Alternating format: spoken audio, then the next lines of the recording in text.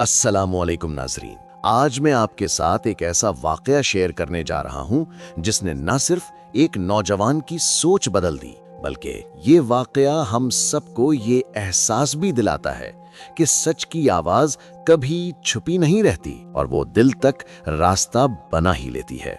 ये कहानी है एक हिंदू लड़के की जिसका नाम आरफ था, जिसने पहली बार आजान सुनी और फिर उसके साथ जो कुछ हुआ वो हैरानकुन भी है, दर्दनाक भी और ईमान अफरोज भी।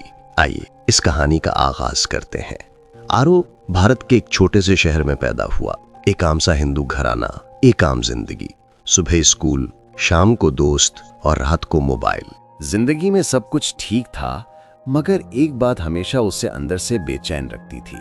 उसे लगता था कि उसकी जिंदगी में कोई मकसद नहीं, कोई सच नहीं और कोई रास्ता नहीं।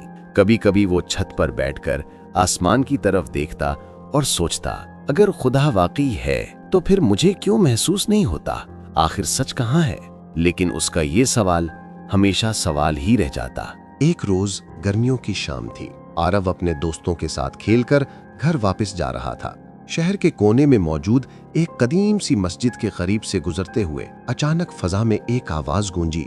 आवाज इतनी पाकीज़ा, इतनी पुरसुकून कि आरफ के कदम खुद ब खुद रुक गए। वो हैरान था कि ये अल्फाज उसने कभी सुने नहीं थे, लेकिन दिल ने पहली ही बार में इन अल्फाज को कबूल कर लिया।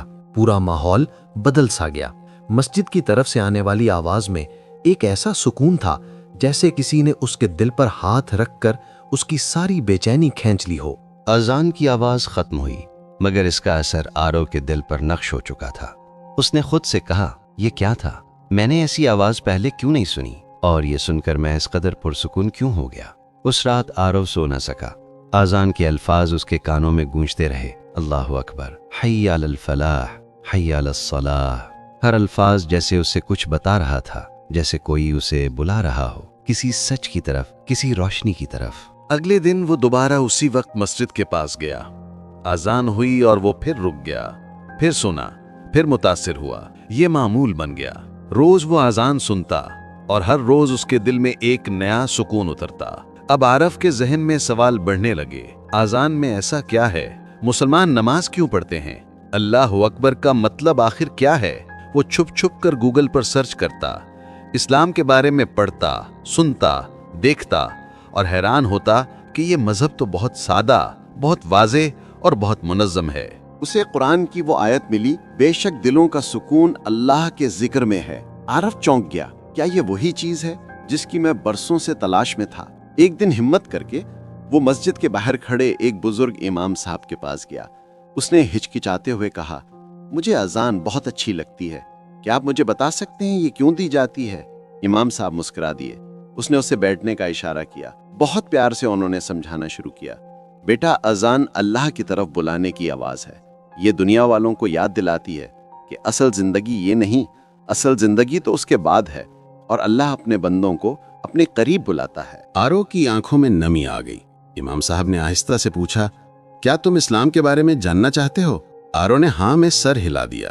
आने वाले हफ्तों में वो रोज मस्जिद जाता, इस्लाम के बुनियादी उसूल समझता, तौहीद, इबादत, अखलाक, और उसे हर बात दिल से सच्ची लगती। एक दिन जब अजान हुई तो उसने अजीब सा एहसास किया, जैसे ये आवाज सिर्फ उसी के लिए आई हो। उसे लगा जैसे उसका दिल कह रहा हो, अब वक्त है सच का इंतखाब करो। आखिरकार एक मगरिब की नमाज के बाद उसने इमाम साहब के सामने बैठकर आंखों में आंसू लिए कलमा पढ़ लिया, ला इलाहा इल्लल्लाहु मुहम्मदुर रसूलुल्लाह। इस लम्हे उसे लगा जैसे पूरी जिंदगी की धुंध साफ हो गई हो, जैसे वो पहली बार वाकई जिंदा हुआ हो। इस्लाम कबूल करने के बाद आरफ का नाम अरहम रख दिया गया। अब वो पहले से ज्यादा पुरसुकून, ज्यादा मुस्बत और ज्यादा मजबूत था। वो कहता था, मैंने दुनिया के मज़ाहिब पढ़े, मगर आजान ने जो सुकून दिया वो कहीं नहीं मिला। मुझे लगता है अल्लाह ने इसी आवाज के जरिए मुझे पुकारा था। अब वो 5 वक्त की नमाज पढ़ता, अपने घर वालों के लिए दुआ करता और दूसरों की मदद करता। दोस्तों, ये एक लड़के की कहानी थी, मगर हकीकत यह है कि अजान सिर्फ आवाज नहीं, ये दिलों की जबान है, रूह की ग़िज़ा है, अल्लाह का पैगाम है जो हर उस इंसान तक पहुंचता है जो सच की तलाश में होता है। किसी को अजान से ईमान मिलता है, किसी को कुरान से और किसी को एक नेकी से। आखिर में याद रखें, सच्चाई वही है जो दिल बदल दे, और अजान वो आवाज है जिसने न जाने कितने दिलों को बदल दिया है। अल्लाह रब्बुल इज़्ज़त से दुआ है कि हमारे ईमान को भी सलामत रखे और दूसरों तक ये पैगाम पहुंचाने वाला बनाए।